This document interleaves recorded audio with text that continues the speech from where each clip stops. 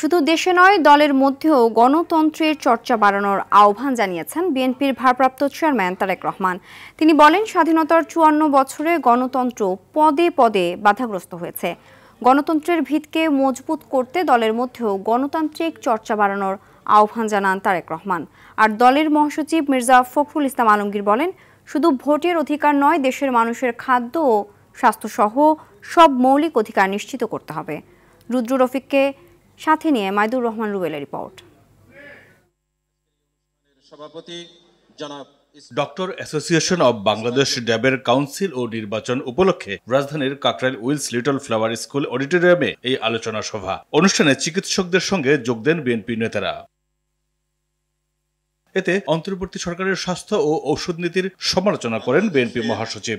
বর্তমান সরকারের যিনি সহকারী উপদেষ্টা আছেন চিকিৎসা স্বাস্থ্য মন্ত্রণালয়ের, তিনি এমন কতগুলো ব্যবস্থা আইন দিচ্ছেন যাতে করে ইন্ডাস্ট্রি বন্ধ হয়ে যাওয়ার উপক্রম হচ্ছে। এই 18 কোটি মানুষের স্বাস্থ্য সেবা, এটা একটা বড় বিশাল একটা দায়িত্ব বলে আমি মনে করি সরকারের, যে কোনো নেতার। দুর্ভাগ্যক্রমে সারাক্ষণ আমরা এই জাতিটা আমরা নিজেদের মধ্যে কলহ করি এবং কলহ করতে করতে আমরা আমাদের যে অগ্রগতি যাত্রার যে পথ, সেই পথকে আমরা রুদ্ধ করে দেই।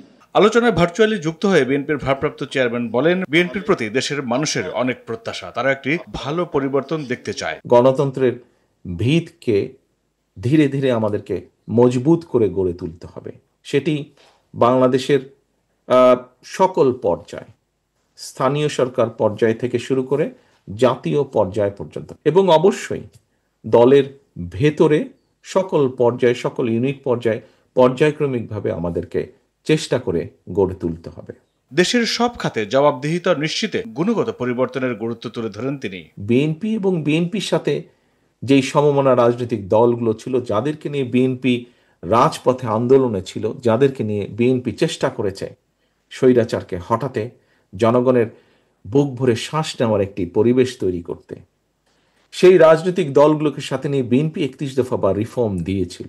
দেশে গণতন্ত্রের প্রক্রিয়া চালুর পথে বাধা দূর করতে ও দেশ গঠনে সবাইকে ঐক্যবদ্ধভাবে কাজ করার আহ্বান জানান তারেক রহমান। প্রত্যেকটি সদস্য, আহ্বায়ক কমিটির প্রত্যেকটি সদস্যকে। মাইদুর রহমান রুবেল, RTV, ঢাকা।